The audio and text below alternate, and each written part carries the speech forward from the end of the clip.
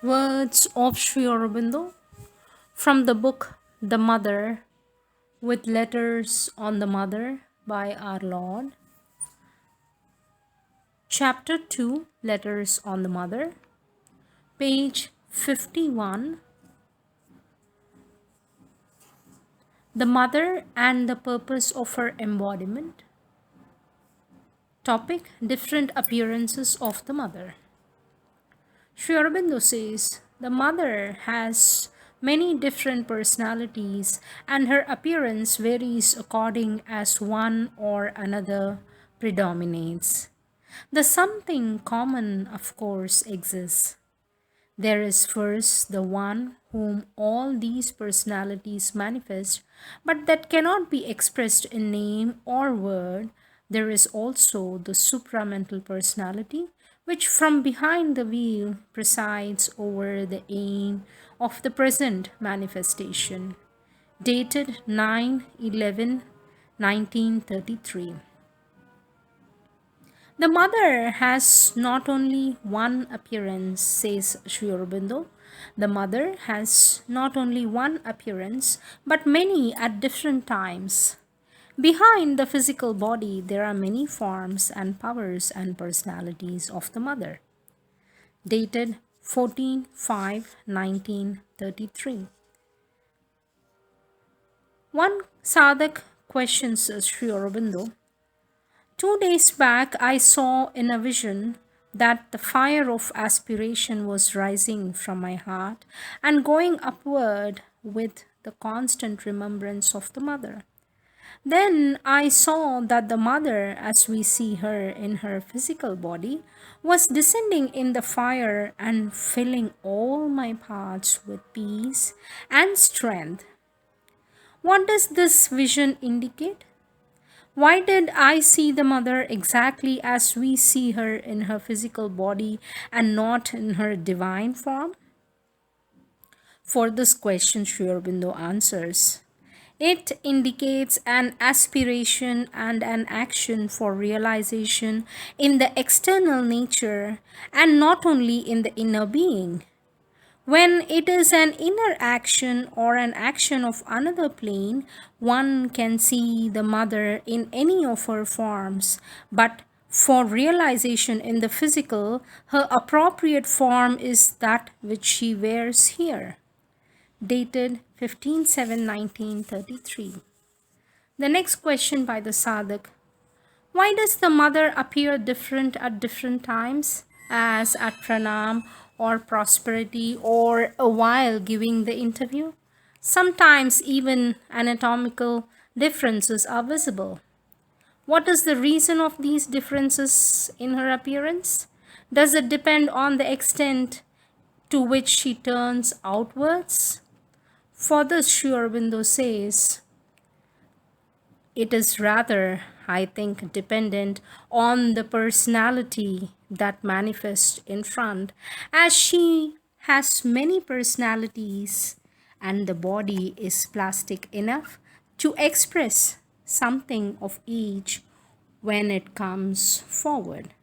Dated 4/12/1933. The next question by the sadhak is, often when I see the mother, I feel as if she is the image of the divine Ananda and her form looks like that of a young girl. Is there any truth in my feeling? For the Sri Aurobindo says, Ananda is not the only thing. There is knowledge and power and love and many other powers of the divine. As a special experience only it may stand. Dated 34/1933. Yes, many see like that, as if the mother was taller than her ordinary physical appearance. Dated 29/9/1933. Next topic: Revelation of the Mother's Coming. Question by a sadhak.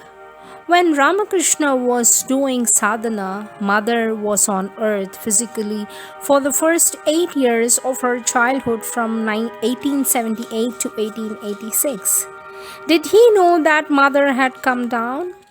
He must have had some vision at least of her coming, but we do not read anywhere definitely about it. And when Ramakrishna must have been intensely calling Mother, she must have felt something at that age. For this, our Lord says, in Mother's childhood visions, she saw myself, whom she knew as Krishna. She did not see Ramakrishna. It was not necessary that he should have a vision of her coming down, as he was not thinking of the future nor consciously preparing for it. I don't think he had the idea of any incarnation of the Mother. Dated 11/7/1935. Sri Aurobindo says on 23rd January 1936, I don't say on what plane X is, but his method is that of Advaita, knowledge and moksha. So there is no necessity for him to recognize the arrival of the divine. Wise Guru was a bhakta of the Divine Mother, believed in the dynamic side of existence, so it was quite natural for him to have the revelation of the coming of the Mother. Then on 7th July 1936, Sri Aurobindo says, X is very much of a Vedantist. He does not believe in what we believe or in the descent, etc. And at the same time, he himself had experiences in which the Mother interfered in a visible free material form and prevented him from doing what he intended to do. Seeing the divine in the Mother is the next topic. Question. This morning I perceived a great beauty in the Mother. It was as if her whole body was glowing with a supernatural light. In fact, I felt as if a supreme goddess had come down from the heavens above. Kindly explain that. For that, our Lord replies, it was only that you felt the divinity with her which is always there. Date 27/1933. And then Sri Aurobindo says on 23rd/7/1935, as for seeing the divine in the Mother at first sight, he is not the only one to do that. Plenty of people have done that. For example, ex-cousin, a Muslim girl, who as soon as she met her declared, this is not a woman, she is a goddess, and has been having significant dreams of her ever since, and whenever she is in trouble, thinks of her and gets helped out of trouble. It is not so difficult to see the divine in the Mother as you make it out to be. The next question by the Sadhak. I don't know what the Mussalman lady exactly saw. From what you say, it seems to be a flash of intuition. For this, Sri Aurobindo replies, not at all. It was a direct sense of the Godhead in her. For I suppose you mean by intuition a sort of idea that comes suddenly? That is what people usually understand by intuition. It was not that in her case nor in X. Dated 29/7/1935. The next question by the Sadhak. But is it not extremely difficult to see the fully flaming, resplendent Divine Mother? For this, Sri Aurobindo says, I don't believe X or anybody would have that at first view.